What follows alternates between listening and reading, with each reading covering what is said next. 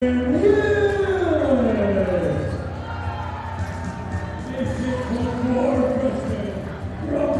everybody. Welcome in. We are in the Sproggins Hall on the campus of the University of Alabama in Hanceville. Lions and Cardinals.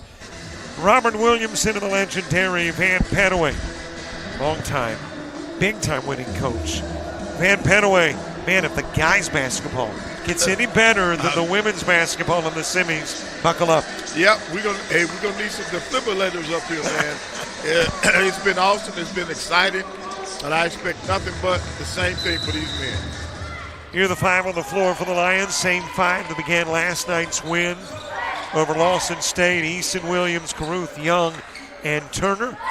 And then, of course, we haven't seen these gentlemen on this floor yet until now. Morris, Atkinson, Willis, Baldwin, and Fitz. Both teams look like they're coming out in man-to-man. No, I take that back. Wallace is going to sit back in his zone.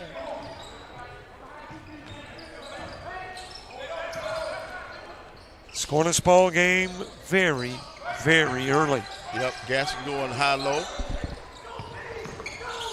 You got a couple of teams that you anticipate a lot of points being scored. You get them initially in this one for the Cardinals is Baldwin. Right. Wallace State averages 81 points a game.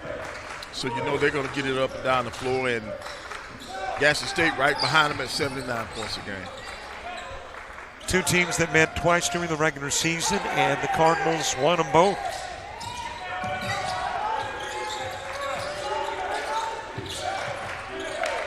Hand it over to Young. He'll put up the three off the rim. Put back off the rim. And then it's off Easton and out of bounds. Basket unkind so far for Wallace.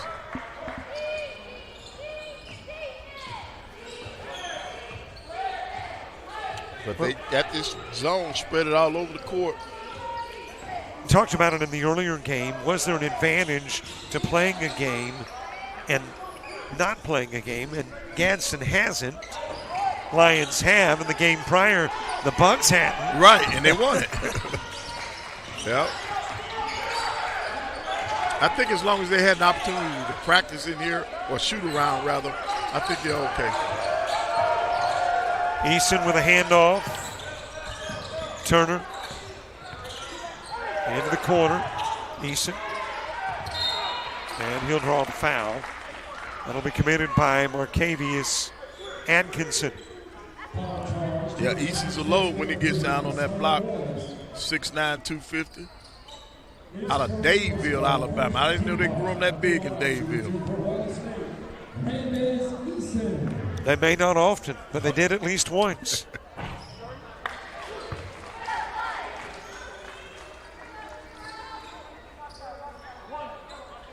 So the first Lion points coming from the line. Rebounded by Morris. Well, both of these teams, both of them want to be in the championship game, so things will pick up. It's the feel it out period right now. Beginning of the ball game.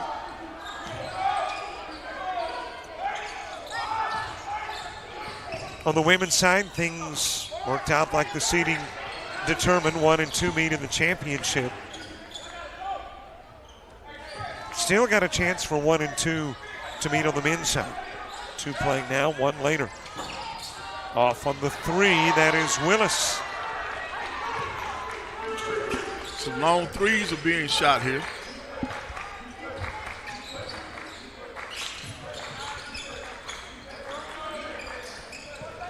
Young firing it down low to Easton, and he'll walk. Shuffle the feet, big guy trying to get that ball fake in there.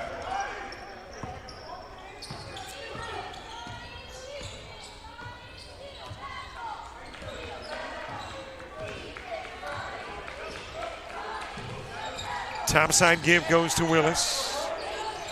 They're exploring this zone. They're looking to try to go high-low. Got it in that time.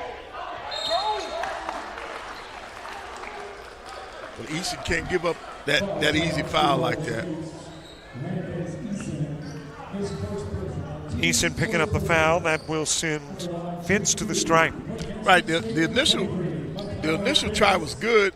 He did a good job of pushing him under the basket. But once he got by him, then he reached out and hit him on the arm. And you don't want to give up. You don't want to give up quickie fouls like that.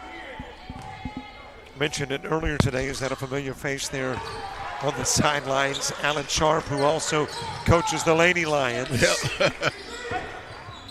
Well, you're talking about the possibility. I mean, I know still you got lots of teams to go through on the men's side. But, man, if you could have both your men and women playing in the title game.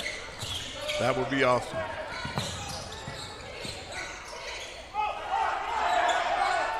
Down front it goes to Williams. What a night he had last night. That's what I understand, 43 or 44 points. Young for three.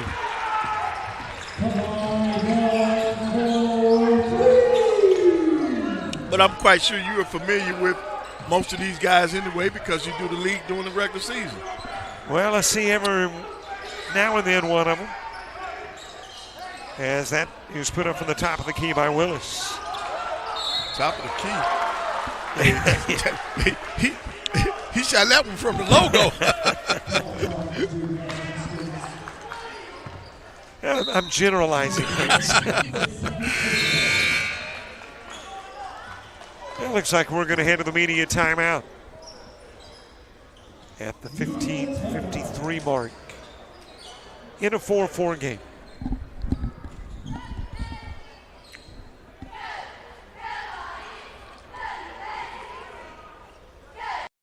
Fans, we cheer on our favorite teams at fields, gyms, arenas, and stadiums. But have you ever wondered what it's like to be a referee? Verbal abuse from fans, parents, and coaches is the #1 reason why many referees are walking away. And they're not being replaced quickly enough by new ones. So put yourself in the official shoes, act with respect, and be officially human.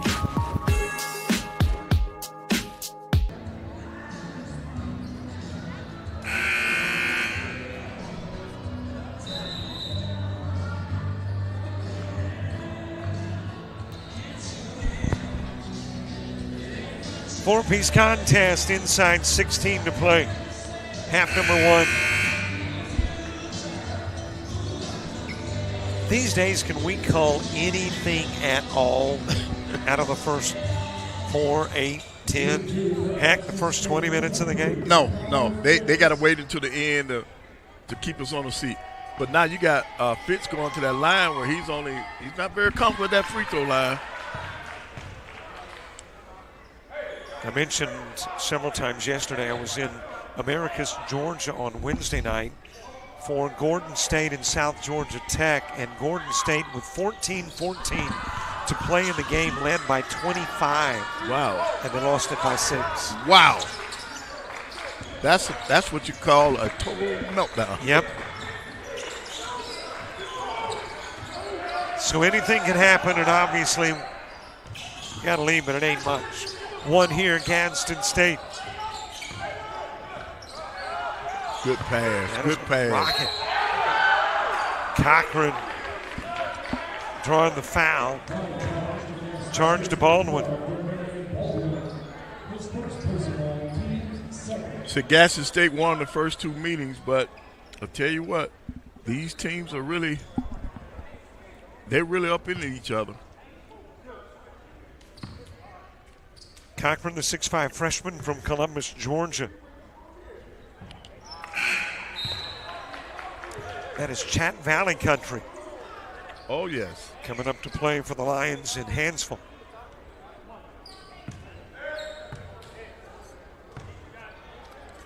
.64% from the free throw line during the regular season.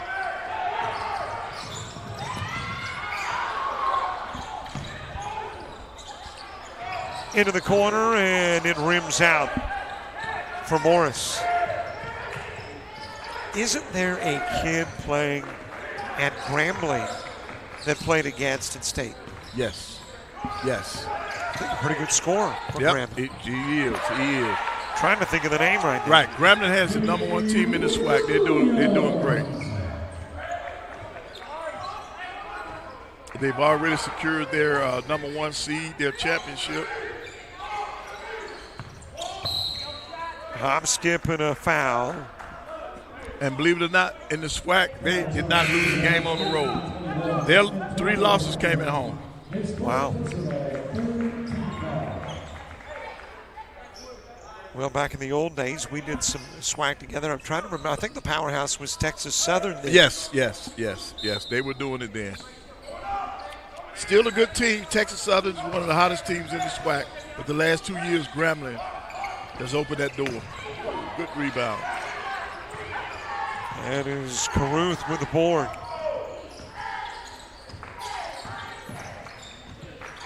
Early 2-point advantage. Gadsden State, by the way, added baseball this year. So they are, in addition to basketball and volleyball, have added baseball, and I think softball is coming next year, if I am remembering correctly.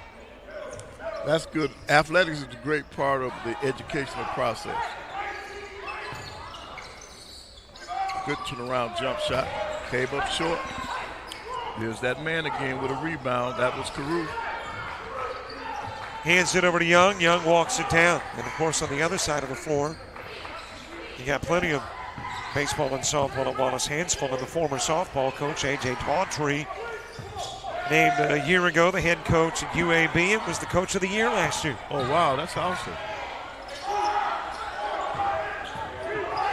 Cochran trying to create a little separation, in and out. And he almost got his own rebound. They're working hard on the offensive end, but that means that the defense has really turned it up.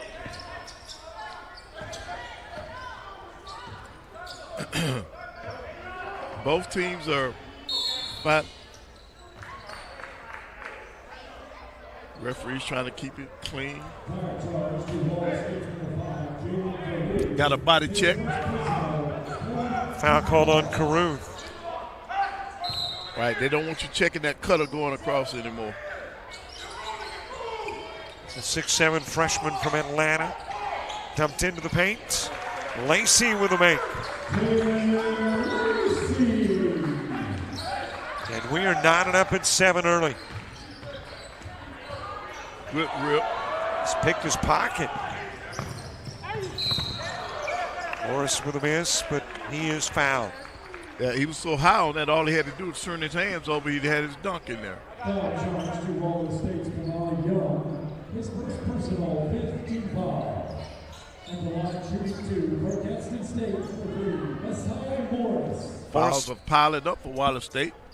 And Morris going to the stripe, trying to break apart the tie game at 7. A 75% free throw shooter on a 62% free throw shooting team. Yeah. That doesn't bode well for crunch time as a team when you're only shooting 62%. So you're going to have to rely on whoever's doing it for that particular game. Now Gadsden State's coming with a little full court pressure. Over to Turner, and then eventually back it goes to Williams.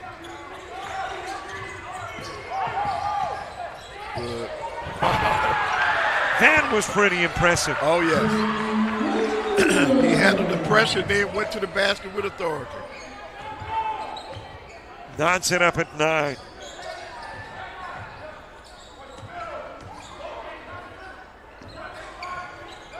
Javion Bell McCray in the game out of Reform, Alabama.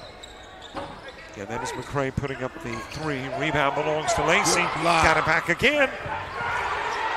And again, Baldwin on the rebound. Yeah, I think that was Cochran with that block.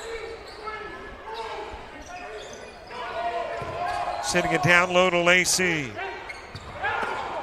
Cochran able to snag it.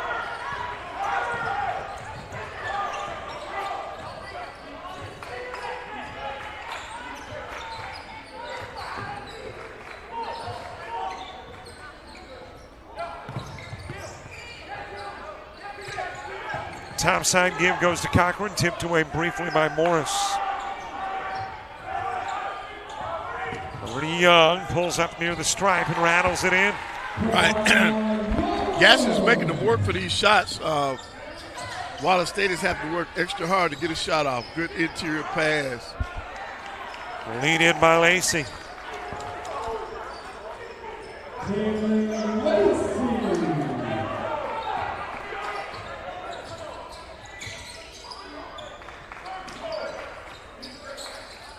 $11 apiece early in this one. High ball screen. They met on the 7th of December. Gadsden won at 83-77. They met again on the 1st of February, and Gadsden State won at 74-58. But at the 11:15 mark in the first half, it is dead even at 11.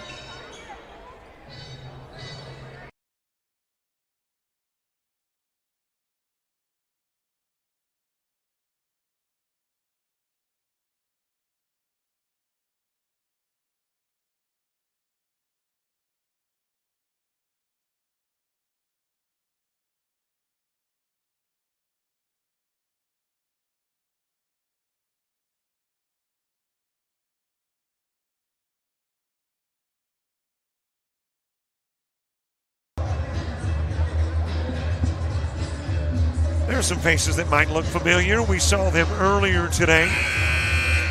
Lady Lions of Wallace Hanceville.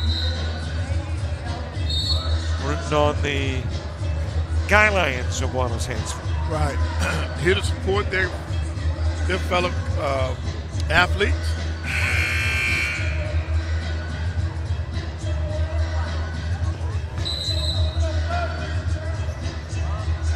$11-15 to go, half number one.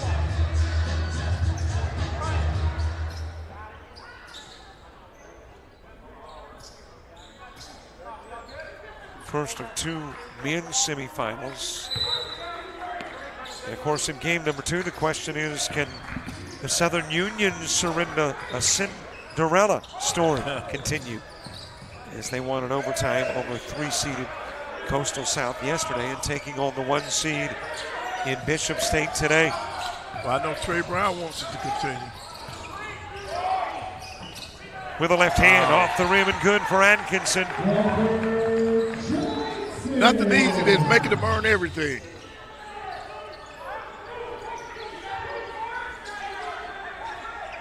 And that, by the way, was Johnson. Johnson wears the 4 for the Lions. The 4 the Cards is Atkinson. Willis missing on the 3. A lot of bodies on the floor. And then Jones whipped around the horn, and from the left side, the 3 is no good for an Atkinson. Out of bounds. Last got a card. Right. So now they're going to pick up full court. They're going to apply the pressure. They're trying to change the tempo. Gadsden State's trying to change the tempo. This game is a little too slow for both teams.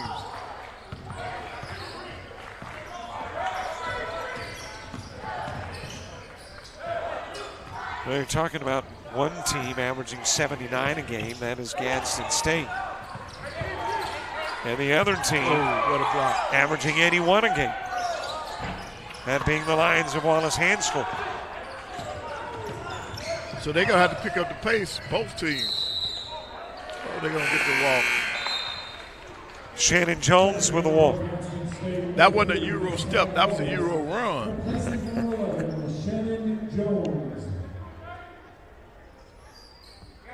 Gadsden State is going to extend their defense again.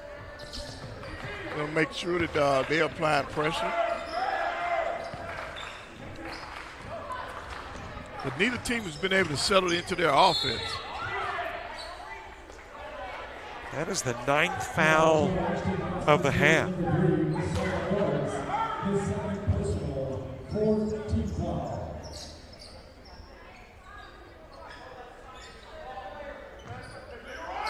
A little better than 10 minutes and 9 fouls in the game.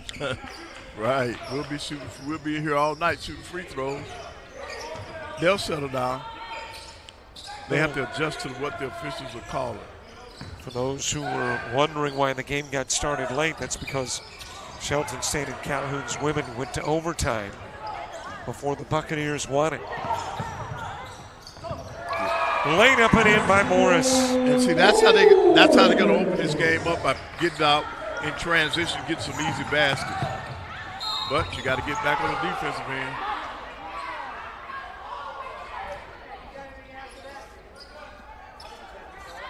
Jimmy Williams doesn't mind pushing that basketball. Not at all. His first personal. At the line, shooting 2 for Wallace State, number 3, Jimmy Williams. And it is Jimmy Williams going to the line. Did you enjoy his display last night? I did. As a matter of fact, it was, as we speak, was going, hey, I want to see what the final numbers on Williams were, not just the scoring. We know he had 40 plus.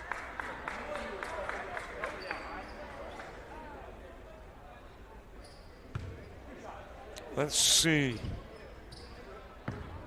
48. Wow. They scored 84. He had 48 of the 84. My kind of guy. My kind of guy. I like seeing that thing in the air, man. I wish they kept it. They may do keep it, but I don't see it or haven't seen it. That's the records for points in an ACCC tournament. 48's got to be up there. Up there near the top, if not at the top.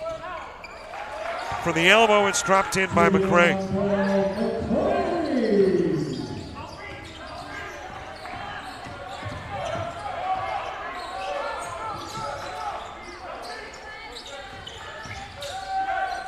Caruth off the rim.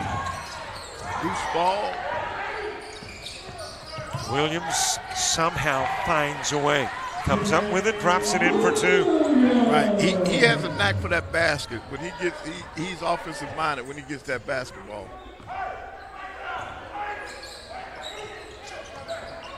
Jimmy Williams, a freshman from Cleveland, Ohio. Seems like there was somebody else from that Cleveland area that's, done pretty well for himself in basketball. I think he went over the 40,000 mark recently. Yeah. I think there's somebody close to there that did that. Caruth barely nibbling the rim.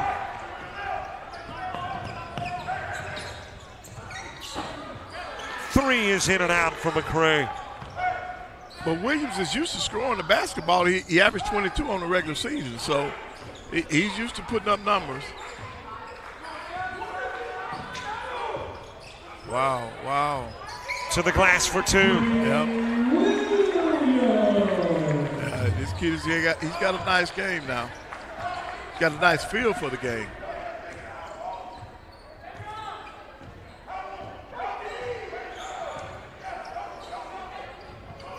Fed over to Willis, brings it top side. And this zone is still working so far. Morris down low. Creates that separation between he and Caruth.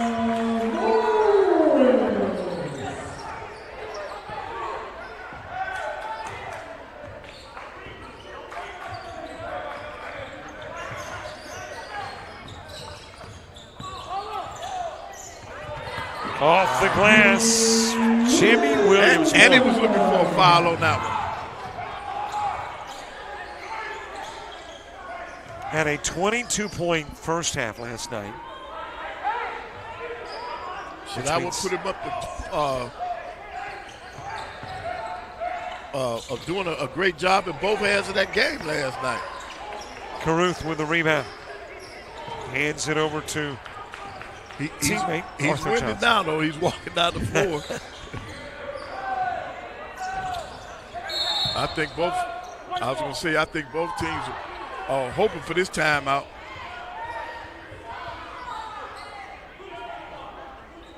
Because I think we just sailed right by the under 8 timeout. And for some of the Lions, it didn't come a minute too early. Right. 21-17 Lions lead. First of 2 men's semifinals here on JockJive.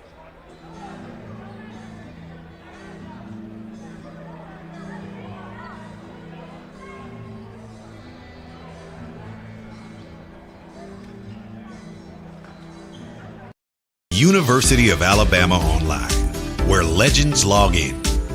A tradition of excellence. Decades of experience in distance learning. Empowering students of all ages. More than 90 degree and certificate programs to advance your career. UA Online. Flexible, affordable, legendary. Let your computer be your campus. Visit online.ua.edu.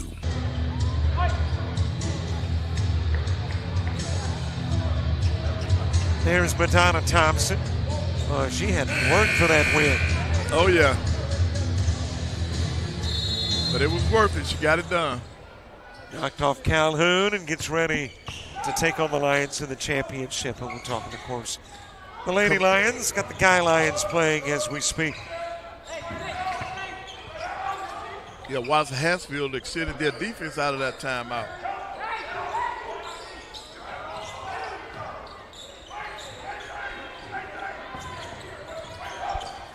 Fed over to Michael Dale. And that'll go out of bounds off the Cardinals. All right, these guys are flying to that basket. They're going after that basketball.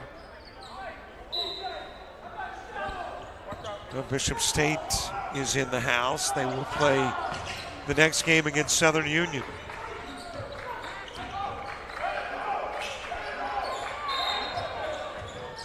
Another check on the cutter. It's called on Pell McCray. It will be his second. Both teams next foul. Both teams will have an opportunity to get into 1-and-1. In play to Cochran, handed over to Johnson. And there's an offensive foul. Yeah, they're going to get Cochran on that one, I think.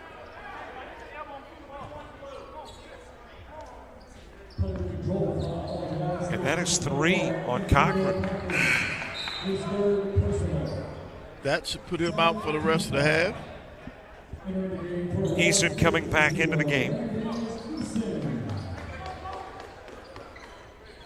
I would say so far that Wallace State is doing an outstanding job of throwing Gadsden State's offense off.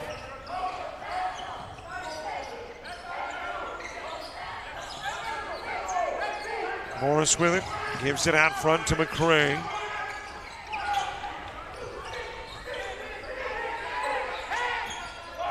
Jumper from long range off the rim, Morris. Caruth with the board. Right, they limited it to one shot, so they're doing that part of it right.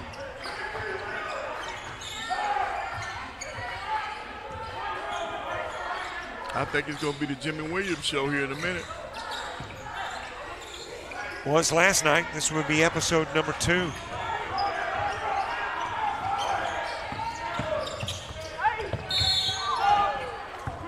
there was a blocking foul. Call charged against State's number 5, Michael Dale, his first personal, 7th foul. That's going to put Johnson. It's almost automatic at 89% for the year.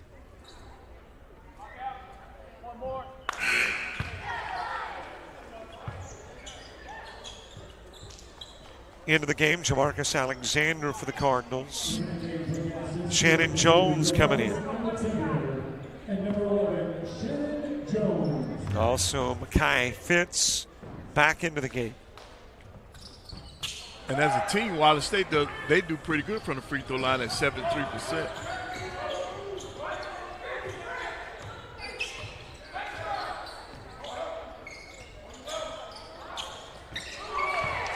Swished in.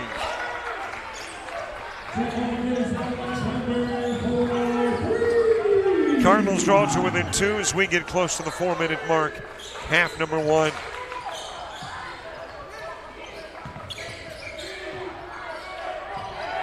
Johnson's trying to make a move. It goes to Easton. Easton fumbled that one. Picked up by Alexander. Chance to tie. Got back by Alexander.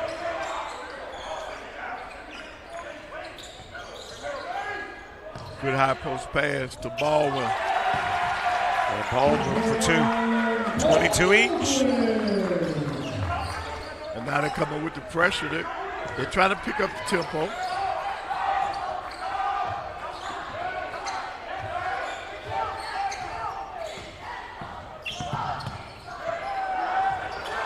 Block on the jump shot. Opportunity for the Cardinals to grab a lead, their first in a while. Alexander sending it to Morris. Morris with a drive. Tip back, not there for Fitz. 3-ball good for Morris. Coming out of the corner. Gadsden State said we're back where we need to be, in front.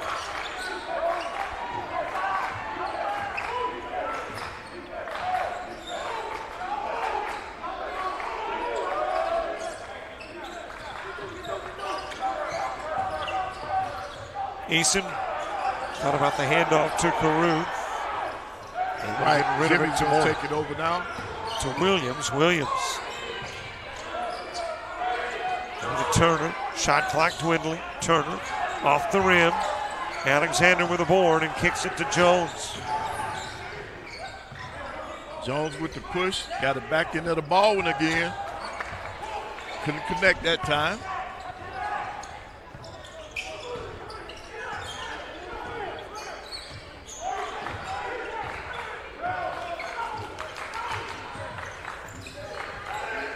Jalen Lacey to the scorer's table to get back into the game for the Cardinals. Johnson, that's a long two. And quickly Gadsden's back down the floor, but that was Caruth said not in here. 152. Under four timeout, coming with 1:52 left. And a 1-point Cardinal lead.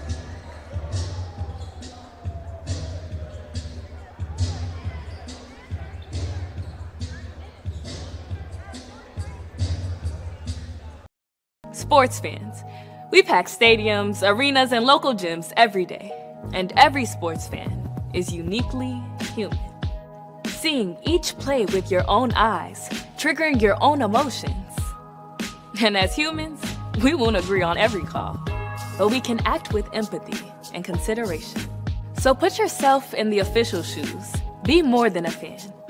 Be officially human.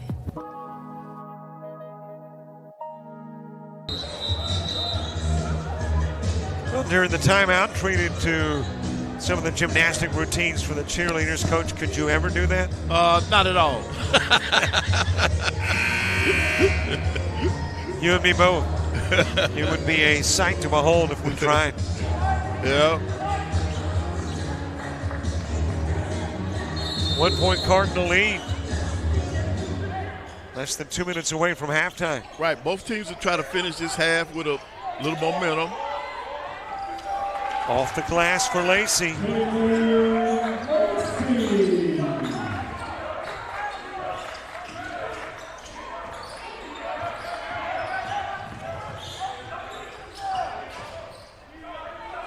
Handed back over to Johnson.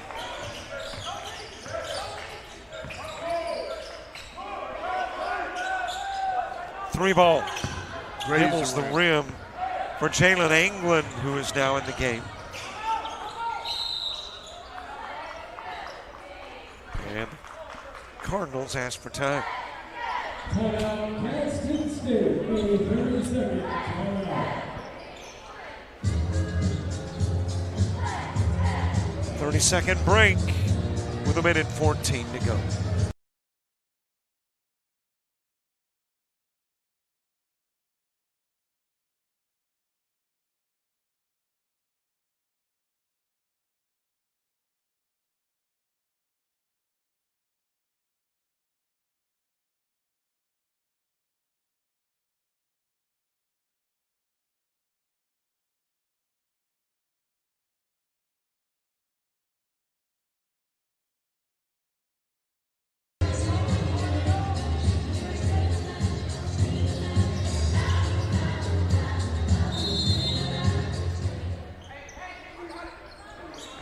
27-24 game, put in play to Jones, and then out front it goes to Morris. Good. That was a tie up under there. It's a good thought. 12 on the shot clock. Both teams are trying to carry a little momentum into that locker room. Jones with the drive. Off both sides of the rim. Williams with the rebound. Right. Jimmy, if he goes ahead, he can go 2 for 1. There you go. That'll guarantee you another shot.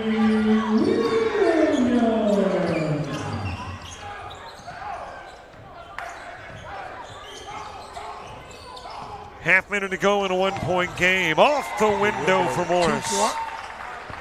And now Wallace can go for the last shot. And I think it's Jimmy Williams' time. I think Gadsden State thinks that too. Touch foul by Jones. Yeah. Yeah, Jimmy was telling him to get the ball over there.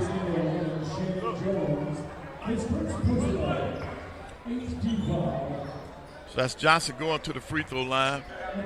But if you're going to send somebody to the free throw line, that's the person to go. 89% on the year. Trying to draw it into a 1-point game. Misses the front end of the 1-and-1.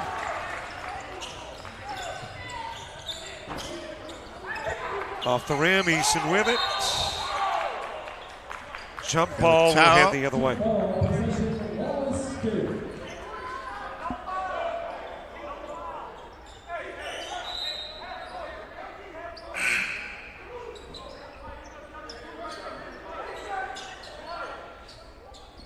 Yep, one of them has to take it out. They all wanted a shot at the last shot. Right. And the referees just let him know that's a spot throw in. Wow. Wow.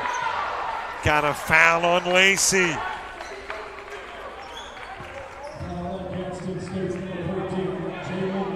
You don't want to give that up.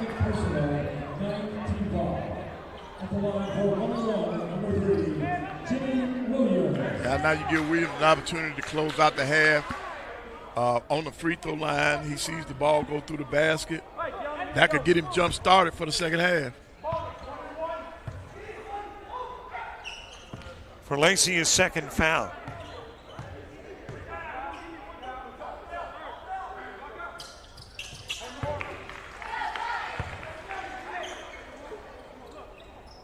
Well, I didn't have a chance to see much during the regular season. As a matter of fact, just once against Coastal Alabama South. But Jimmy Williams is the real deal.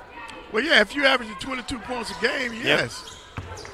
Yep. And that's an off game now after that 48 performance yesterday. Morris misses, and we got a 1-point game at halftime. Yeah, at 22 points a game, you know that you can find the basket, and that's good. That's something that a lot of coaches can work with. All right, Coach, the synopsis for the second half. What do the Lions do? Well, the Lions, they got to keep doing what they got to control the pace. This game is slowed down, and it's in their favor.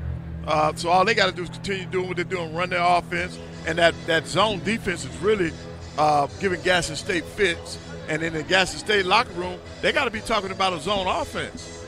Because you're talking about a team that's averaging 80-something points a game. You only got 29 at halftime. So they got to try to figure out a way to get the ball in the basket. It is halftime. The lead belongs by 1 to the Cardinals. Hal Lusk, our halftime guest, 1 minute away.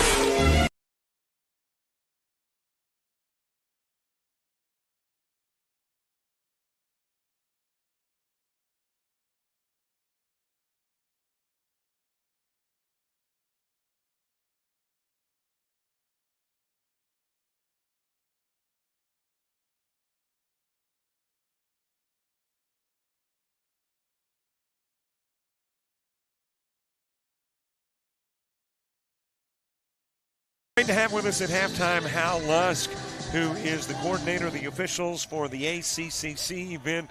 We, of course, are in the midst of a battle for teams that will eventually try to make their way to the championship game. Hal, you have got an interesting job because officiating so key to the game, and let's face it, over the course of the last several years in particular, officials have taken a beating, and officials have decided as a result, some of them, not to officiate anymore. We'll talk more about that. But let's start with prepping for this event. What is the process of getting guys in place, and what's your job once it all begins? Yeah, well, as a coordinator of men's basketball officials, it actually started last summer. We have camps during the summer to where we evaluate, we hire, we place people on the staff. Then during the year, assigning the games, dealing with the coaches, ADs, and the commissioner. We have coaches evaluate officials. We take into account the games they work. We try to, within reason, we want the best officials here that we can get. Of course, we're subject to a little bit of geographic area on our regular games and our tournament. It's just hard to get a guy 6 or 7 hours away, for this. But we have a very good nucleus. Then my job is to select the best people available and put them in these games, and we'll move forward. We've got 6 guys here today. Some of them will be back tomorrow. Then I'll select 3 guys to work on Saturday. Some guys are happy they're going to get to work. Some guys, they're disappointed. But hey, if they're not disappointed, they shouldn't be in this business anyway. So that's a good part of it. Let me, by the way, tell our listeners that we are recording just prior to the start of the opening game, and it is loud here in UAH, and that's why you're hearing some of the background music. All right, I noticed this year there are PSAs telling people that, hey, kind of take it easy on umpires, which I believe we should. I mean, it's a tough job, and as I've mentioned previously, I've done probably 10,000 games, and I can't remember a single game that I haven't made a mistake in. So I've made plenty of mistakes over the course of time. But what does it say that we are now at a point where we've got to say, hey, folks, lighten up? Well, here's our problem, and I deal with this a lot. High school officials, that's where you start. You're going to start at junior college, small college, then from high school, and you're going to move up. But if we don't have a nucleus of high school officials, and it's getting harder and harder, and when you talk to people, the sportsmanship is huge. We've got the coaches, the players, and then the fans. And, when you get a young guy coming in, 23, 24, 25 years old, he goes out, works a few games, and then he says, I don't need to take this abuse for this money, And I explain it that way, and, we've got to get, and it's talked about everywhere. We got to have better sportsmanship within the game. We can't play the game without officiating and officials in the game. And if we don't do something, I'm afraid in 5 to 10 years, our pool of officials is going to be so small, it's going to be really hard to get people, especially at the high school level. Have you yet seen results of this PSA campaign? I know it is pretty early into the campaign, but have you already seen some results? I think overall this year in the ACCC, our coaches have been very cooperative on the men's side. And I think we had a couple of incidents, absolutely. And, I tell coaches, and when I talk with them that, hey, a hard play is going to get a reaction from you. But, it's one reaction and then it's over. We've got to move on. Then, if you violate if you go against unsporting rules, then we've got to address that. That's part of the game. And I explained to coaches that the 1 or 2 that we've had to eject because of 2 technicals, I said, Coach, I get the first one. You were upset. It was a hard play. We may have missed a play.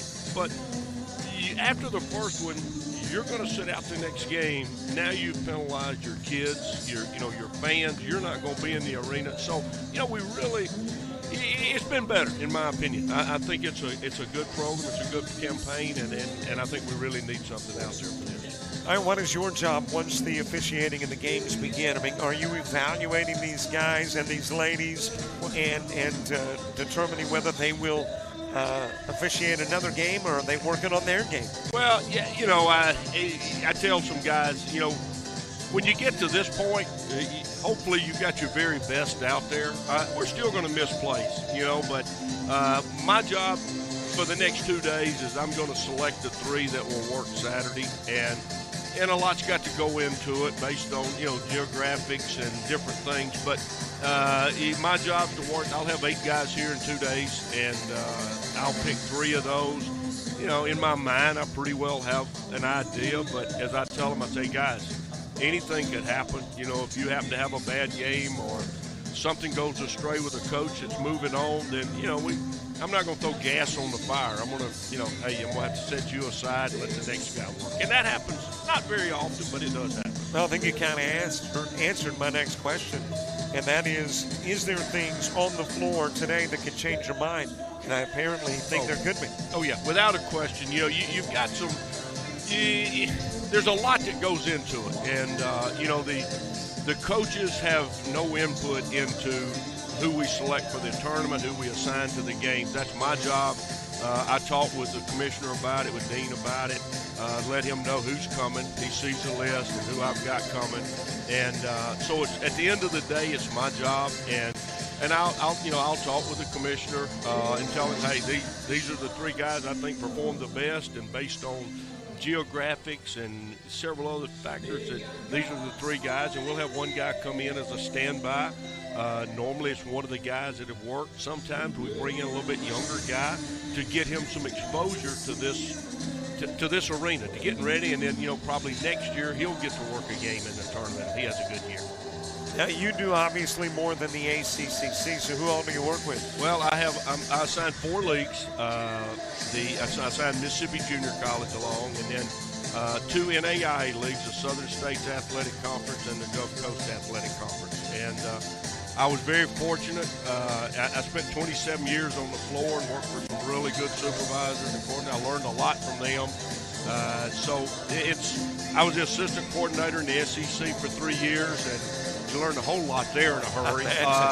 But yeah, I got 4 leagues, and that's really good. And we kind of sell the deal, or I have on, and other coordinators are, that a consortium, a group of 2, 3, 4 leagues together, that gives us more leverage to get a guy to come work for us, you know, say in this tournament versus another tournament. And our regular season, you know, if I'm giving a guy 25 games and he's working in another league that's getting 5 games, well, he's going to be a little more loyal to me. So that's kind of, and that's what's happening at the Division I level. If you've noticed, there's consortiums of 5 or 6 leagues together, and that's to pool officials and to get the best available officials and build a staff from the bottom up all the way up. You mentioned, and I'll let you go after this question, but you mentioned 27 years on the floor.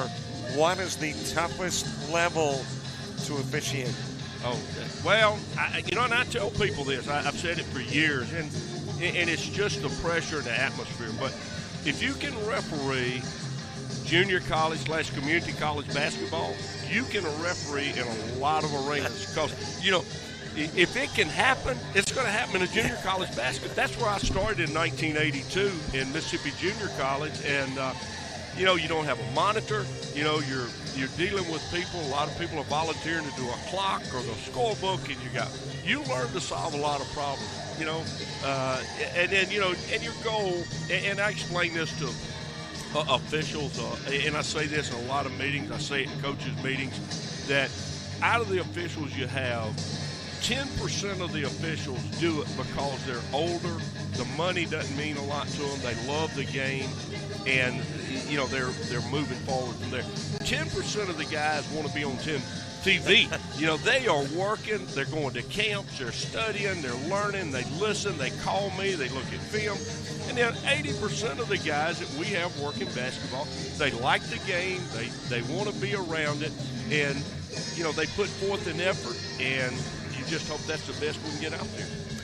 Hal Lusk is the official of the coordinator of officials. I guess he's an official too. Former. But great to have you with us at halftime. Thanks for the insight. Thank you. I appreciate it.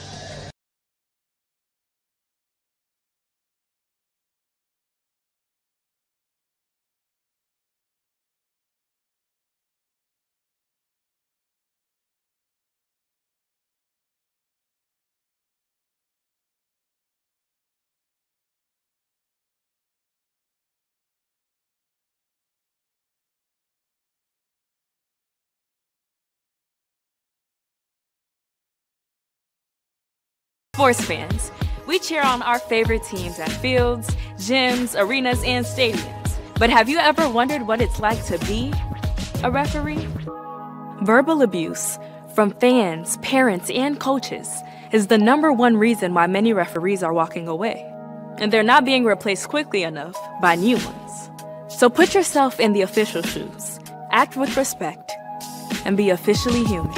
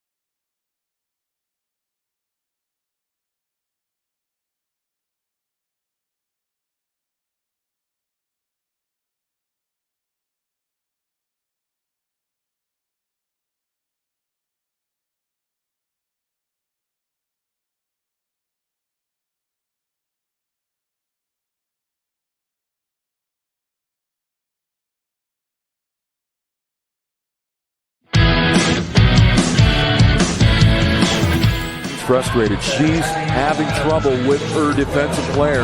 Look at this sweet pass behind the back for 2 on the assist. And that one is hit on a rope to center field. Watch that one. And it is, oh, what a great diving catch by the center field. And in that game, it was basically a running back by committee. I mean, you had a lot of guys carrying the football. Is that the protocol for the upcoming season for the backfield of Jackson State? It's a really nice pitch to get the ground ball double play. Second one. 6-5 is your final. East Georgia advances to the championship game.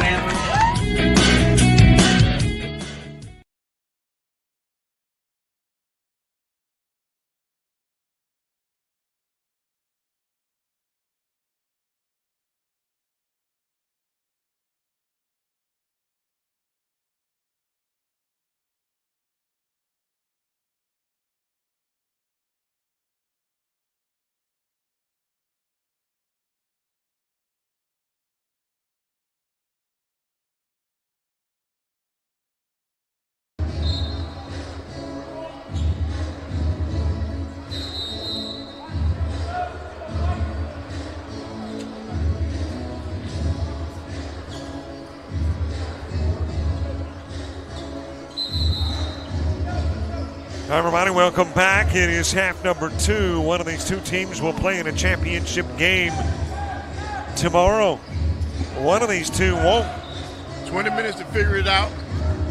I guarantee in both locker rooms, before each team left, the coaching staff talked to them about giving it their all for these next 20 minutes.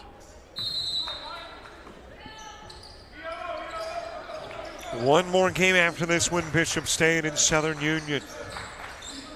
And we'll be set for the championship tomorrow. Right, and Gadsden State coming out in this man-to-man defense again.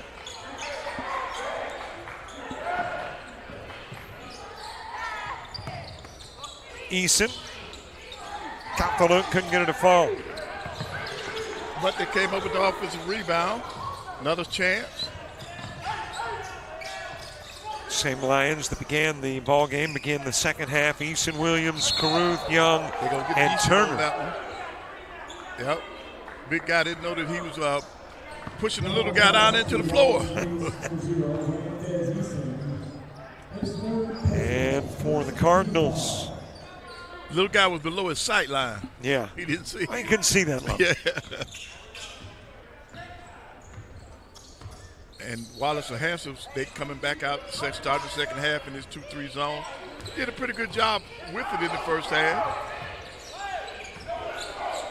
They matched it up. They switched some things up with it in the first half.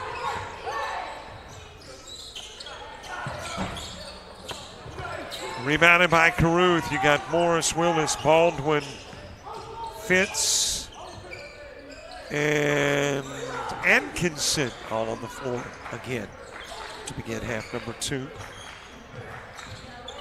So the same five that faced one another 20 minutes ago do the same to begin the second half. I really like this, Jimmy. I really like Johnson. I'm sorry, Williams, Jimmy Williams. 16 points in the first half. Right. Such a shabby first half. But you know what? His instincts, man, his basketball instincts, I really like him. You know, he's got the thing that some people you just can't teach. I mean, you know, he had 22 in the first half last night, 28 in the second half. And yeah, he's slacking now with only 16 in the first half. Just a 16-point half. Right. I mean, heck, if you add that up, it's only 32. He had 48 last night. I would love to see another 48. That means he's going to have to get cranked up here.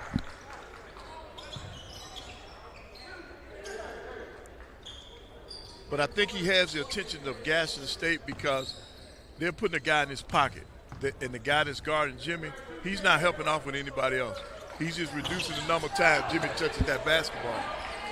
We might have to stop bragging on him. He missed both. That's rare. He has been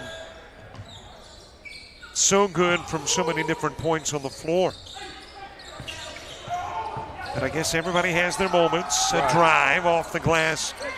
No good for Fitz. And Easton comes out of there with that rebound, clears out everybody.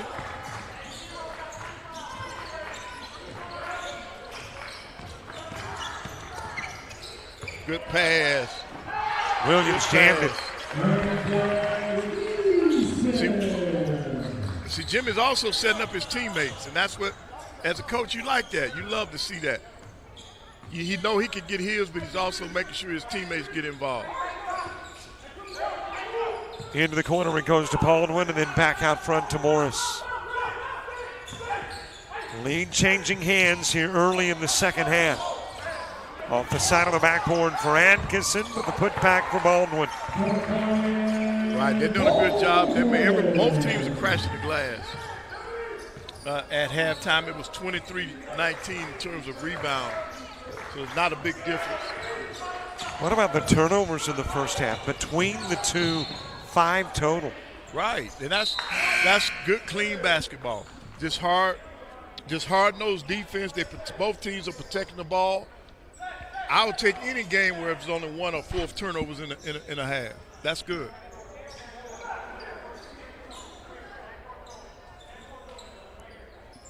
They'll swap Williams going out to the floor and Young from the sidelines.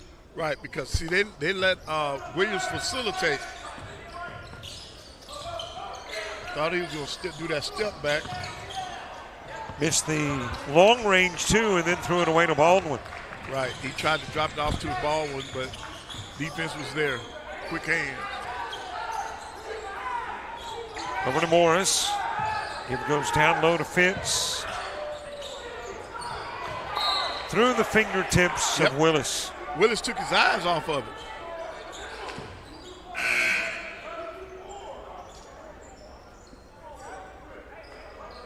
Fitz coming off the floor.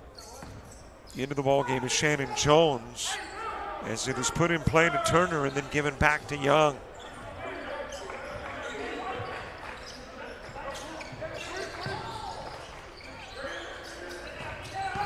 That's Williams on the curl.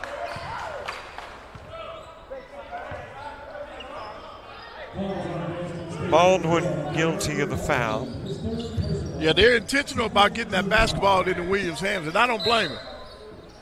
Because in a tournament, you can get a guy hot, you just ride him, and they're doing a good job of making sure he gets getting shots. Caruth putting up a long two, got the rim. Morris with the rebound.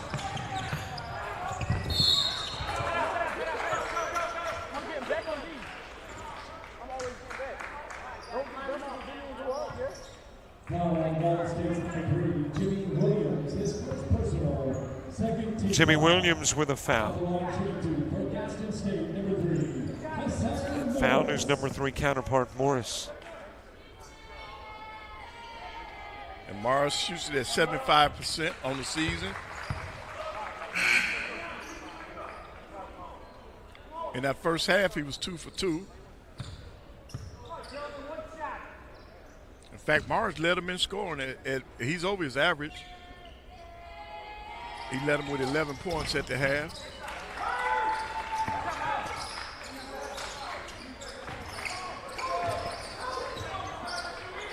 See how they face guarded Williams back here?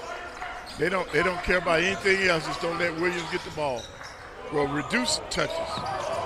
Well, they read that stat sheet from last night, 48 of the 84. I mean, when you're scoring more than half of the points. Right. In fact, the coaches were probably here scouting the game.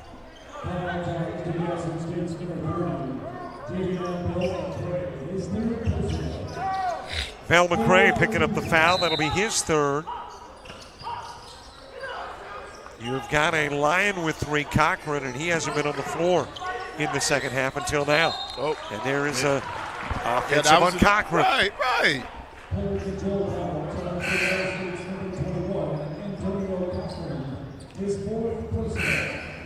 So he got 15 seconds on the floor, and he's going to sit for a while. Right. And I know he has to know that that's a foul. You can't reach out and get the guy going by you. Kendarius Anderson into the game. Kelvin Turner will go out. And they need his toughness on the floor. Arthur Johnson also into the game for the Lions, replacing Cochran.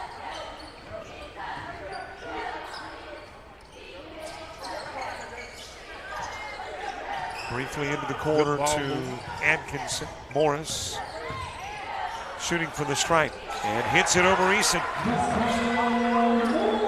They move that ball against the zone, in and out. Got a paint touch.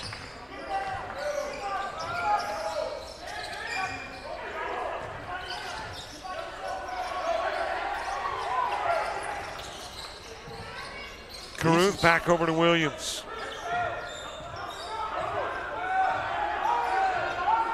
Williams telling him to get away from the ball screen. He's going to do his own thing. Dropped in from long range by Johnson. That's Jimmy making plays for his teammates. Cuts it to a 2-point game.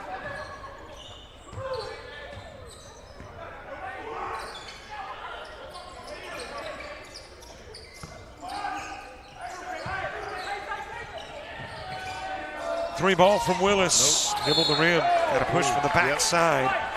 Atkinson pushed around by Caruth. Now, Caruth had to know that was a foul. We can see that from up here. Gets us to the media timeout. The first one of the second half. 14:40 left to play in the ball game, and the season ends for one. Goes on for another. University of Alabama Online, where legends log in. A tradition of excellence. Decades of experience in distance learning. Empowering students of all ages. More than 90 degree and certificate programs to advance your career. UA Online. Flexible, affordable, legendary. Let your computer be your campus. Visit online.ua.edu.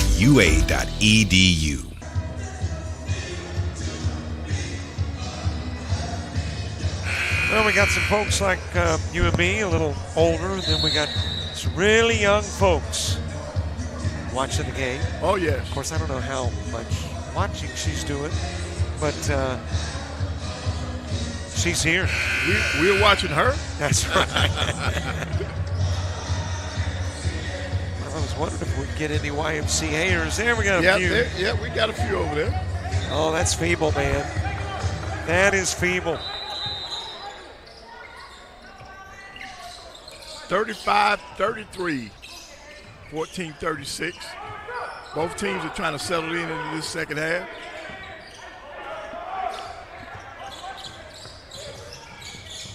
Over to Atkinson, top of the key, handoff to Morris. Off the rim. Able to get it back, though, the Cardinals. It was Jones with the rebound. Right. And Wallace and Hanceville has come out of that zone.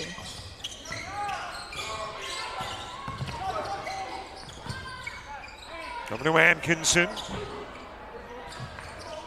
Caruth with another rebound.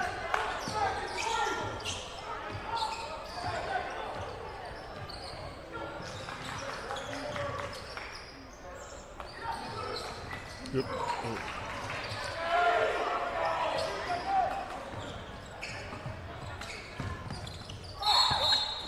Into the paint, got a whistle, got a foul. Somebody threw a forearm. Mr. Wallace takes number 4, Arthur Johnson, his first personal 15 foul. That'll be the first one on Atkinson.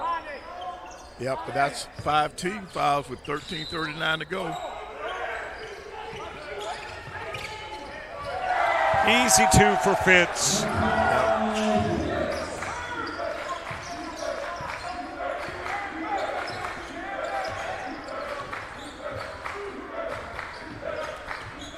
The old elevator play.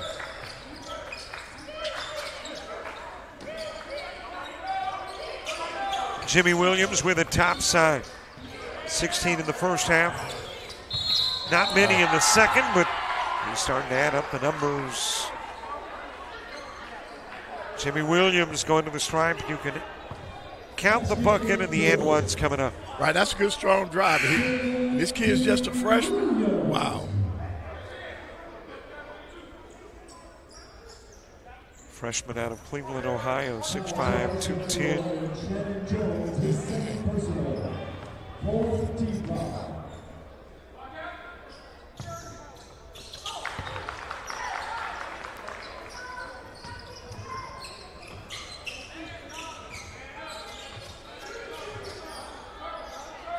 Now they're back into that zone. I guess they just wanted to try to mix it up a little bit.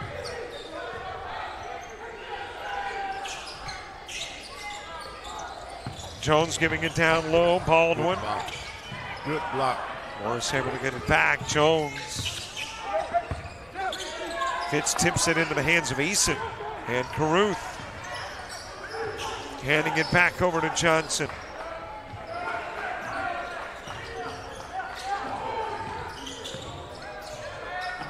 Floats into the glass. It is short.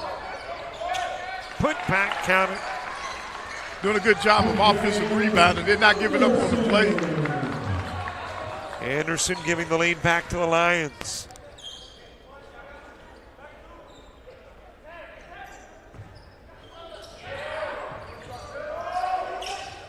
Out of the corner comes Willis, gives it to Morris, top side.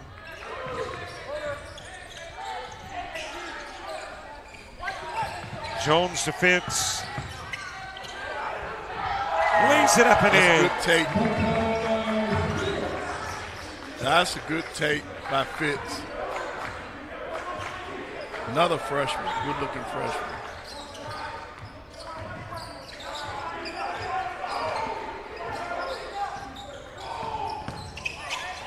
Drive by Johnson for 2. Right now, everybody's getting their drive game on. And back and forth we go. Lions with the lead.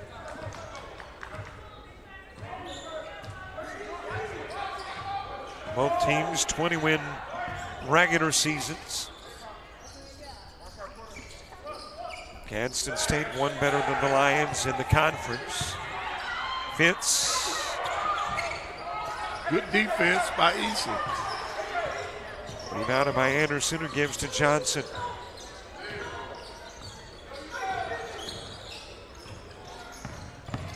There's Johnson on the drive. Counted off Vincent. Offensive foul. Oh, wow.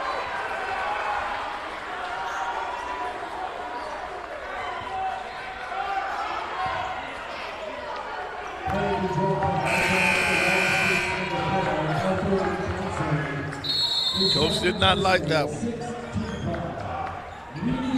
Got a timeout on the floor. Lions with a lead. Cardinals with a basketball when we return to Spraggins Hall.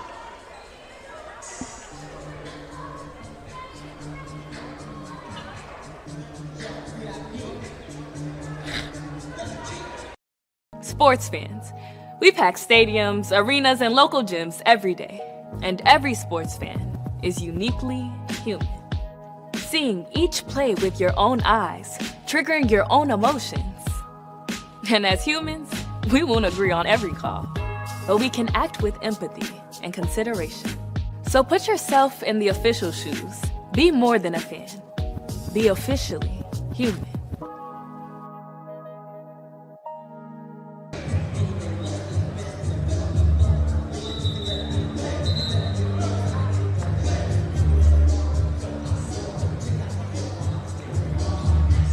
Had to stop on the pan out. We don't have Jason Kelsey in this game.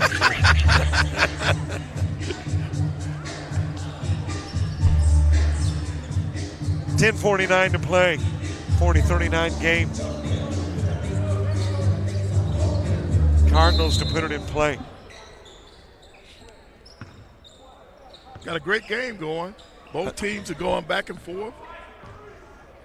Another great game. This has been a day filled with great games. I think we've had our one overtime for the day, though. Yeah, I agree. I'm good with everything else being decided at 40. Good ball movement against the zone. Alexander.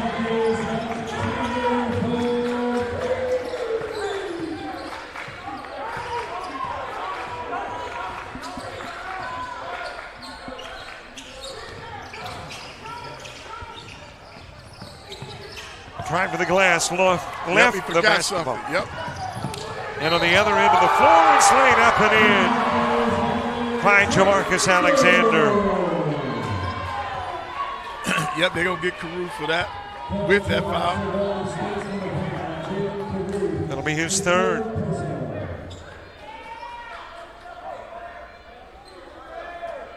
It's going to put Alexander at the line. He's 66% on the year.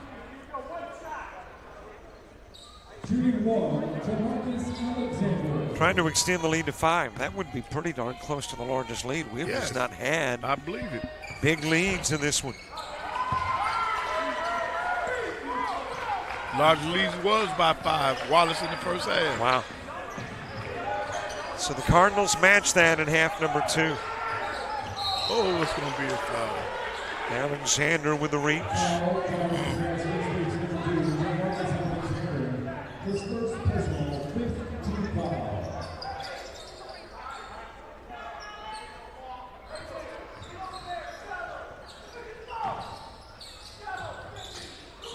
In play to Johnson.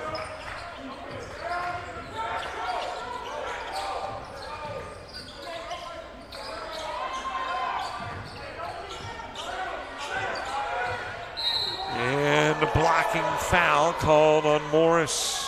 Right. They're working hard against Jimmy. That'll be 3 fouls on Morris.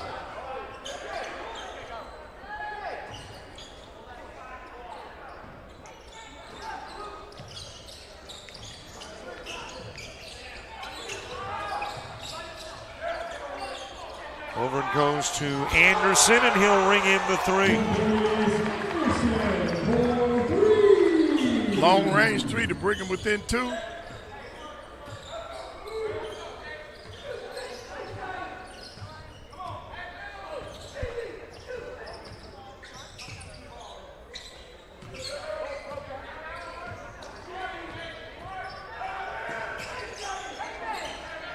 Whipped over to Morris. Morris puts it on the floor, drives, had an open lane. That's a good seal off over there. That was Fitz with the seal over there on that side of the floor.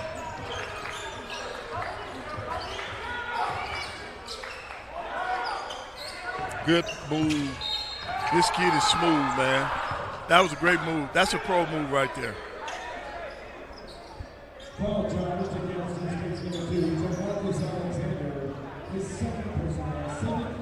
So Jimmy Williams, who is already over 20 in this one, 48 last night. Trying to get his Lions into the championship game. Cards, they want to be playing tomorrow at 3 o'clock. Right, and what better way to do it than to beat a team that beat you twice during the regular season?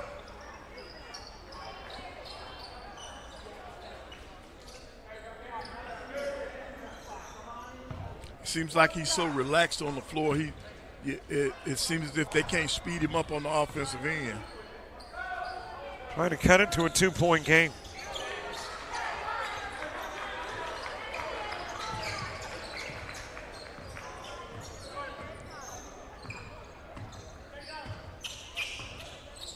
Oh, by the way, just a note to our audience, the 6 o'clock game not going to start at 6. See, I have these really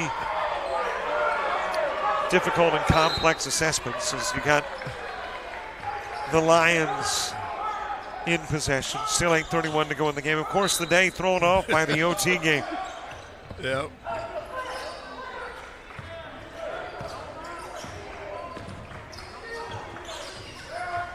I keep seeing these posts on Facebook and YouTube. Where's the game? Where's the game? Well, it hadn't started. Over the rim, Anderson, 47 each. Right, Wallace is doing a good job of crashing the glass. They're going after these loose balls, these 50-50 balls. They're coming up with them and they turn them into points. Back over to Alexander. Off on the 3, Eason wraps it up. And a Cardinal lead of 5 gone, and a chance for the Lions to take the new advantage.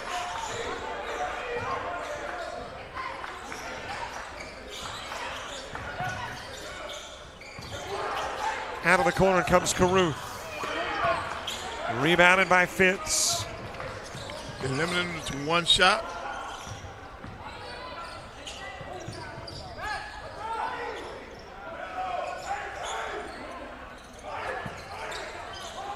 Fed down low to Fitz.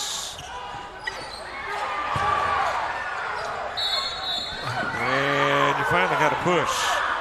And that's going to be on Eason. Right, he's close to getting the tech now. He's close to getting the tech. And that is foul number 4 on Eason. Right. And that under 8 timeout came at the right time so they can settle down. Eason not a happy camper in a 47 each game.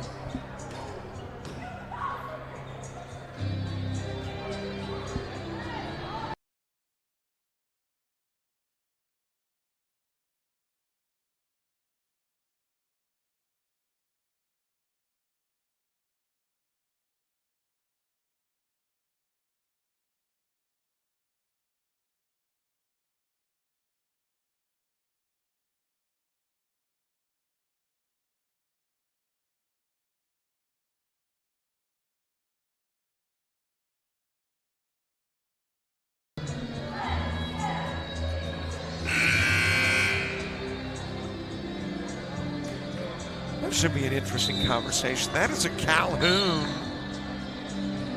Warhawk talking to a Wallace State Lion. I wonder if that's well, you know, maybe they were teammates. Yeah, or some inside information. Okay, you take it on the Bucks. Yeah. All right, here's some insight.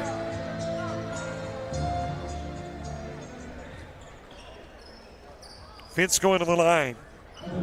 Eason will stay out of the game, picking up his 4th. Right, and with 7 minutes to go, he's going to be there for, I think, probably to under the 4 timeout if they can hang in there. 47 each. Can Fitz break the tie? He can.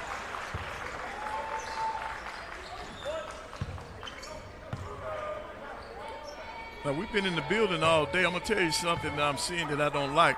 I'm seeing people walk in with heavy jackets on. The weather may have changed since we got here. After a little rain, a little cold must come, or does, on occasion. The coach had got me reaching for the iPhone to see what we got out there. Launched out front to Johnson.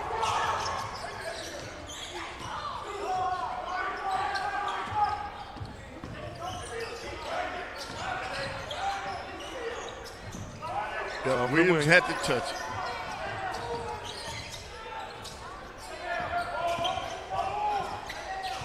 Turn around. Wow. Williams with the bucket. That's a sweet shot.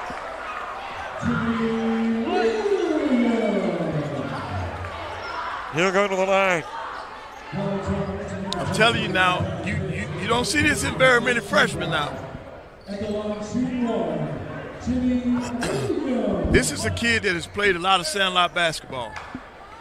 This is not one of them kids that sat up in the house playing video games. And he's pretty darn good at it. Right, he's been in the park. A 1-point Lion lead.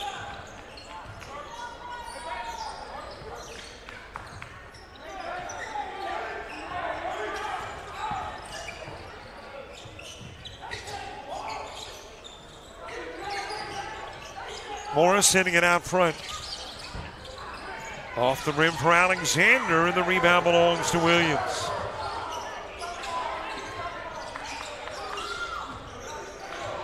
It's a Jimmy Williams show. He needs to touch the basketball.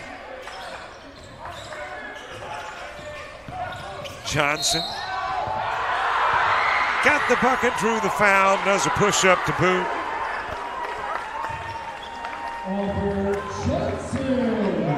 Right now, Wallace has him on the heels.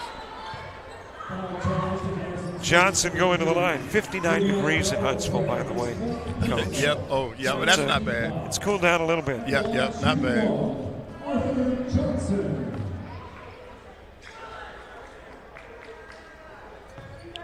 And Johnson, most of the time, he's automatic from the free throw line.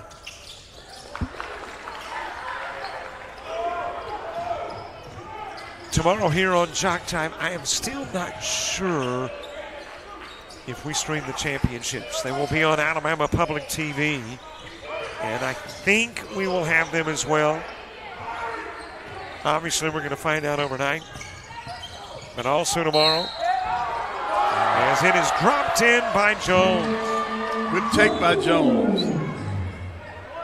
Tomorrow you got the D2 Gulf South District Championship down in Payment. Dallas Renzi will be on the call. Coastal North taking on Palm Beach. On the women's side, Snead State and Florida State Jacksonville on the men's side. 53-51. Wallace State still with the 2-point lead. And I still think the offense needs to go through Mr. Williams.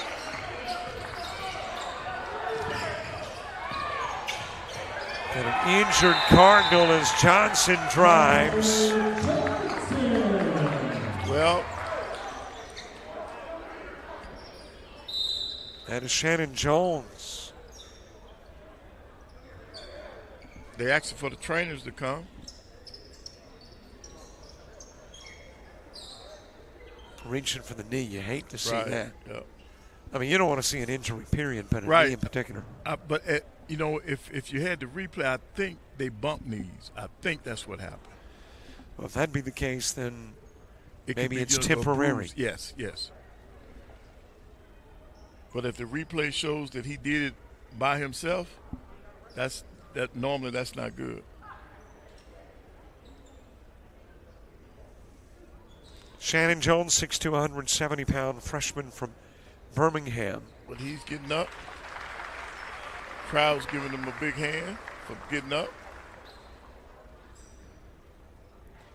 They're going to help him off the floor, and the referee's going to go ahead and get that spot up. And they're going to help him over to the trainer's table. Yeah. But you got a 4-point lead here with Wallace State in the lead, 55-51.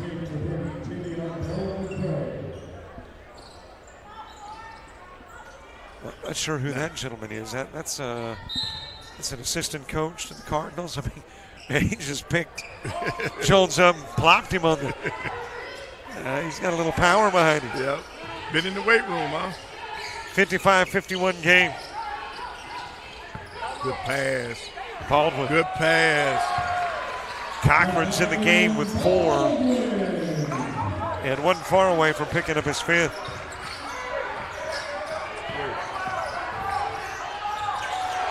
Tipped out of bounds. Yeah, but here's the thing now. They got 1 second to get that ball across half court. Oh, coach recognizes that. That's why he's getting that timeout. Says, let's talk. And yep, that possession would turn over if they did not get that ball across half court. 5:07 to go in a 55-53 game. Could this one go OT? Sports fans, we cheer on our favorite teams at fields, gyms, arenas, and stadiums. But have you ever wondered what it's like to be a referee? Verbal abuse from fans, parents, and coaches is the #1 reason why many referees are walking away.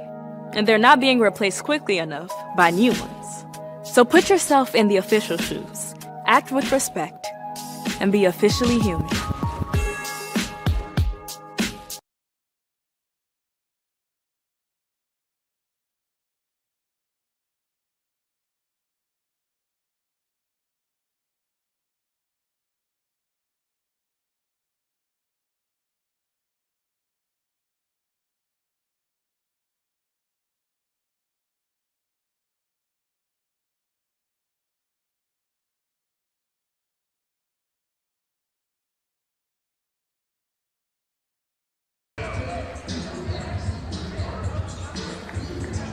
Five minutes, 7 seconds to play. There has not been a lead bigger than 5 in this game. Either way, right. Both teams, very close game.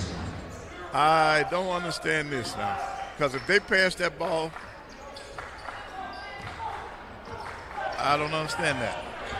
Unless the rule is different in junior college. Well, there's no disgruntlement from the officials. Caruth missing on the 3, but the foul by Bell McCray.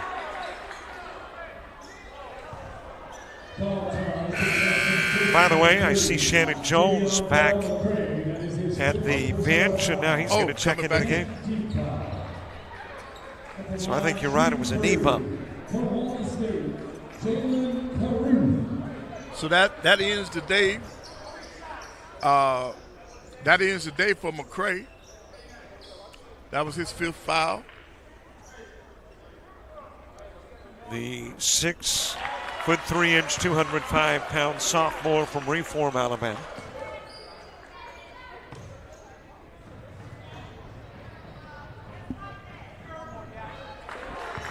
Caruth getting 3. And there is the first 2 of the 3.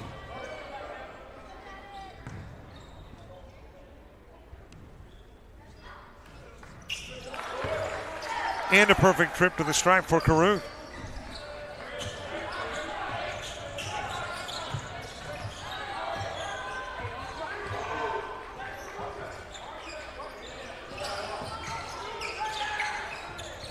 Three ball from Willis. And a timeout on the floor asked for by the Cardinals as they turn it into a 1-point ball game with 4:37 left to play.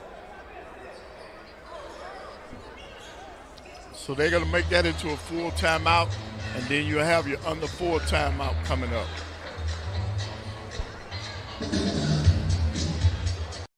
Sports fans, we pack stadiums, arenas, and local gyms every day. And every sports fan is uniquely human. Seeing each play with your own eyes, triggering your own emotions. And as humans, we won't agree on every call, but we can act with empathy and consideration. So put yourself in the official shoes. Be more than a fan. Be officially human.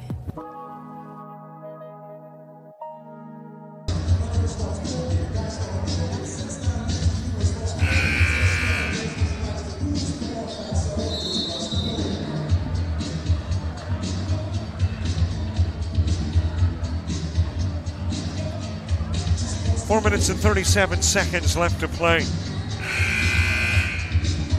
in a one-point ball game. Spraggins Hall on the campus of the University of Alabama in Hanceville. Home of the Chargers. Great basketball tradition here going all the way back to the days of K.O. Wallace. Now, you mentioned in a prior game, we were talking about a coach that is coaching men's and women, and you mentioned Ricky Jackson. Right. Ricky Knight. Down Right. in LBW. Didn't he play here? Yes. He's in the Hall of Fame here.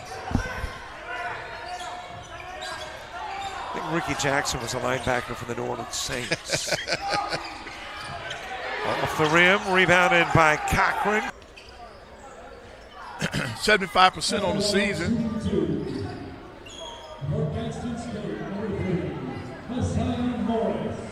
I don't know, the last time we talked yesterday, the University of Alabama at Huntsville was playing in the semis in men's basketball. Correct. Have they played yet? No, I think it's tomorrow. First shot good for Morris. Well, I'm hoping it's tomorrow because I saw Coach Schumann today when I came in here, and the game is in Birmingham. So it better be, or he he might have been left. Yeah, he's got it all wrong.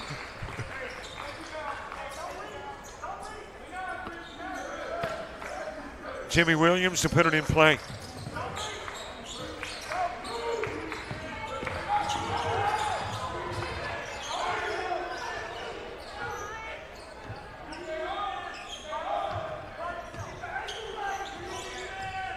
Also tomorrow, it is East Georgia State and South Georgia Tech basketball here on JockJive.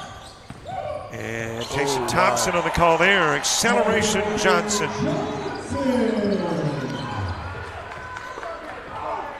Great individual play.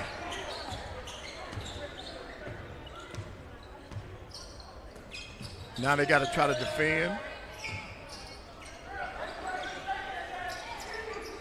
Morris out front to Jones. Again, good to see him back into the game. And that'll be tipped away, or did Cochran commit the foul? If he did, that's fine. Yep. Limited playing time tonight for Antonio Cochran. So one from each side is bitten the dust for the night. Bell McCray for the Cardinals, and there goes Antonio Cochran. Last media timeout of the game. Heck, we're media, might as well take the break at the 3:16 mark.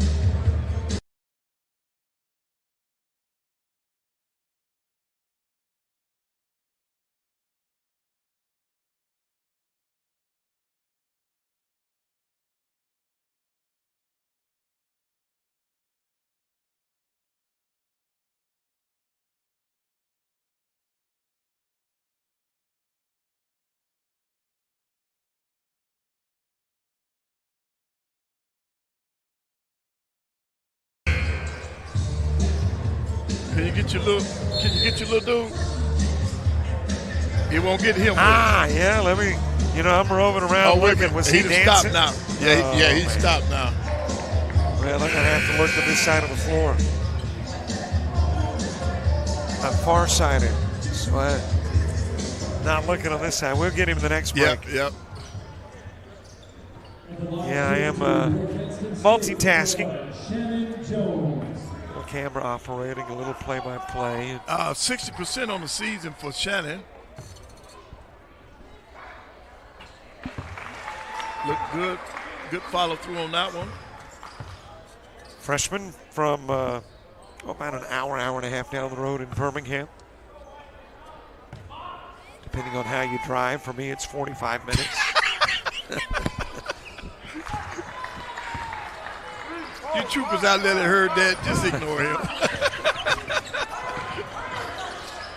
Johnson over to Williams.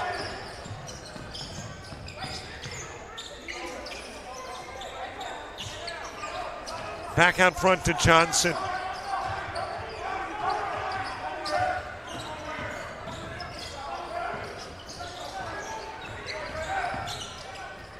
Pulls up, shifts to the left hand, tipped out of bounds. Caruth did it. Yep.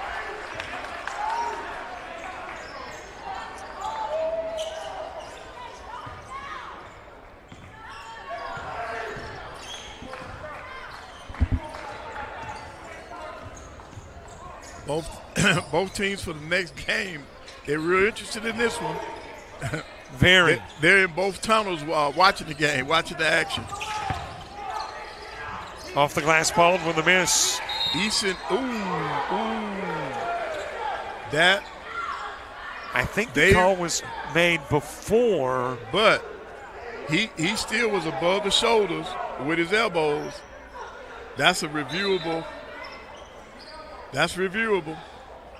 If we had something to review. Oh. There. JUCO doesn't have the. Oh, I'm sorry. Okay. Yeah, one day maybe the instant replay, but. Okay, well, I'm used to calling that one. Because we had maybe four in the ladies' games last night and maybe 5 in the men's game. We had techs in both contests last night. It was hotly contested. Boy, what do you do in this situation? I mean, obviously that's what the officials are talking about. I know, but they saw it, so I think they're going to have to use. Well, there's the foul on Fitz. Now, is there any other foul?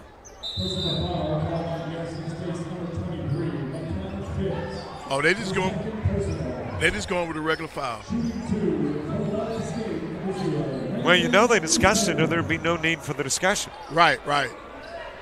But Easton did have his elbows out. He did make contact above the shoulders with a swing. And that is exactly what Gadsden State head coach Diedrich Tarver is complaining to the official about. Right. They said he's got the blood to prove it. He's got the blood to prove it. And that's what coach is trying to tell him. Well, I think the officials are like, that's not but changing anything. It's not going to change anything. But it does show that the contact was made and it was forceful.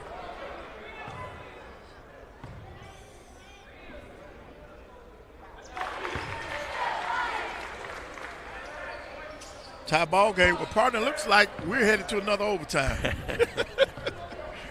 You're trying to use reverse psychology, right, and avoid one.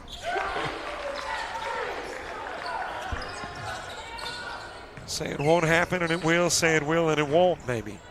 61-60 Lion lead.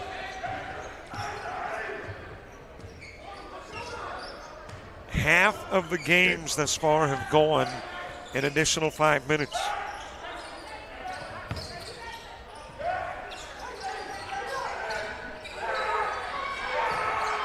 Two minutes to go. Morris brings it out front. Off the rim. Eason's fouled out of the game. Not Eason. Yeah. It's going to be Johnson. Based on his reaction, I thought he was done. Right. Yeah, they got him for down low, and I would have been. Puts Morris back at the line again.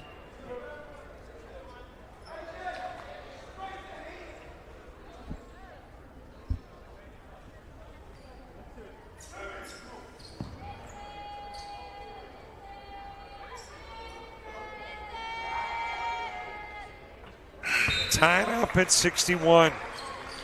It's been some clutch free throw shooting all day today.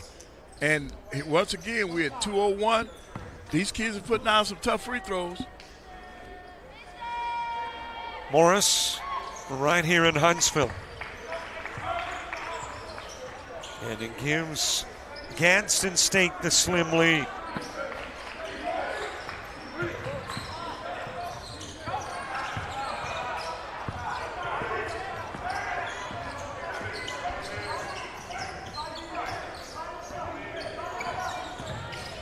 Johnson hands it to Williams.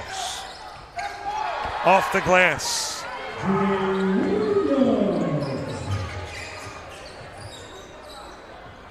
That little curl move that they got for him, designed for him, has been working all night.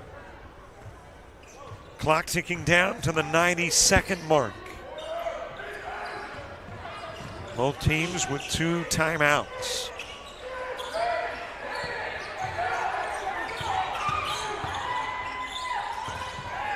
Nice feed to Baldwin. Right, you double teamed and they made you pay. Great pass. Back over to Williams.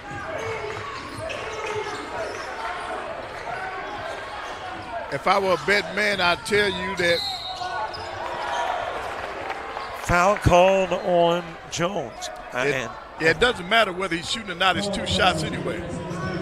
You said you were a betting man. I'm a betting man, then I know what you were betting on. Yeah, Williams is going to touch that ball.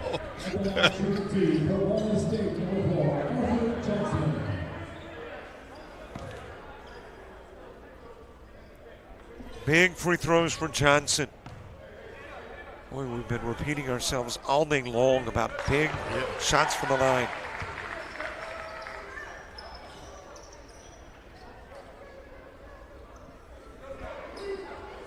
But he's been in this situation before, and he's come through all year.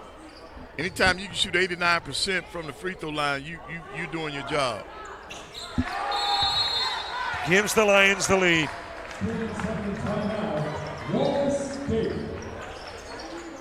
Time out on the floor with less than a minute to play.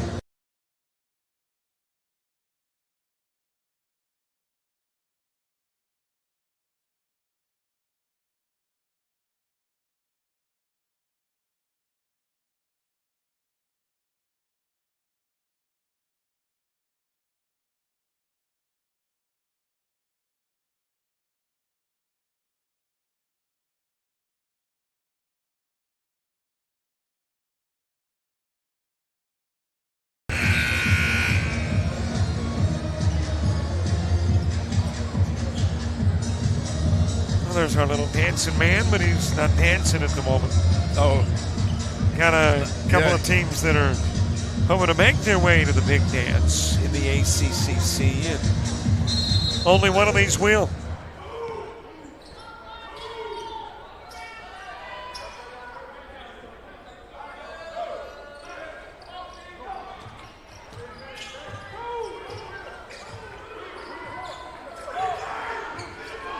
A 1-point Lion lead. And they're coming out in man-to-man this time.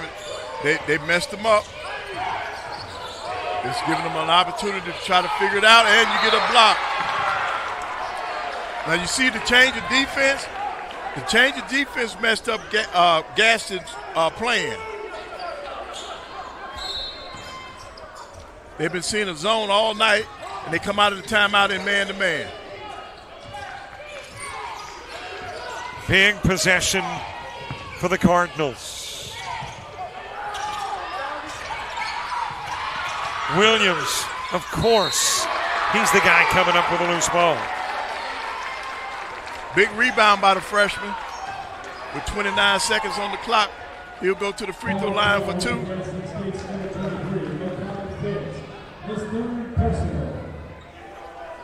Three fouls on Fitz.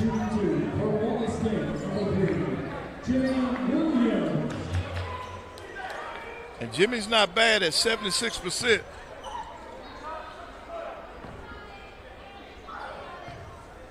And one trip to the stripe where he missed 2. He might be a long way from that 48 he had last night, but he's up there.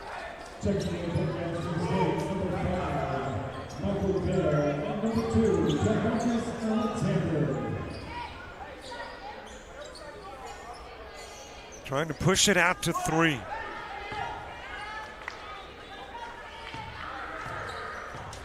He makes this and it will change the strategy. Shot clock is off.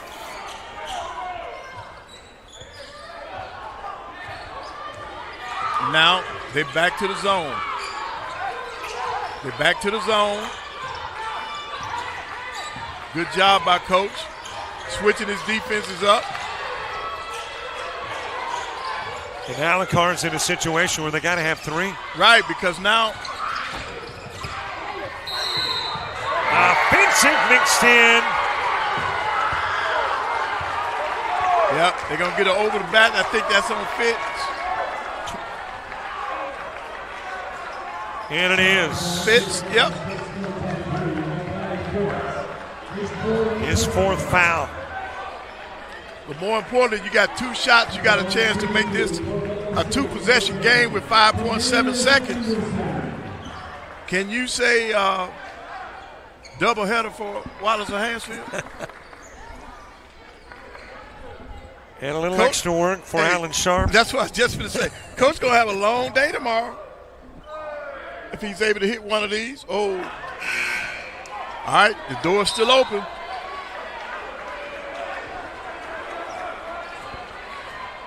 Even more pressure on shot number 2 for Anderson.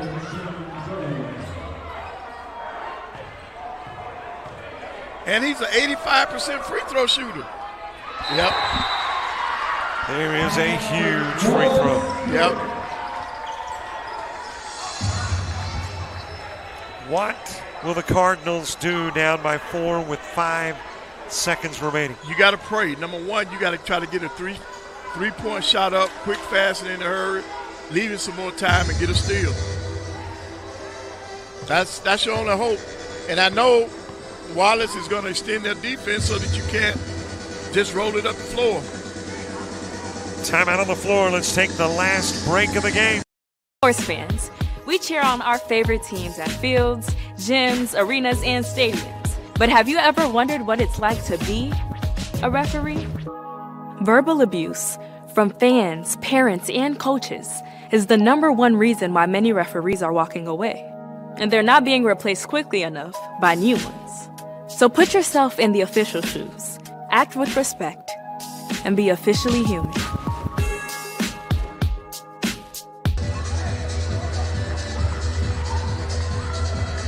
There we go, our little dancing man. Of course, he's wearing red. And the rest of his family may not be dancing. They just gave him the signal, told him to sit down. Great year for the Cardinals, but barring the miraculous, it may be over. And it is. Lions advance. 68-64 your final score. And it'll be the Lions and somebody playing tomorrow. Well, we have wrapped up 3 of the 4. Got 1 more to go. Oh, yes. Why don't we do it in about 20 minutes? Yeah, sure. All right. Yeah, let's do it. Let's do it again one more time. It'll be Bishop State and Southern Union coming up. For Van Panaway and the ACCC, I'm Robert Williamson. So long, everybody.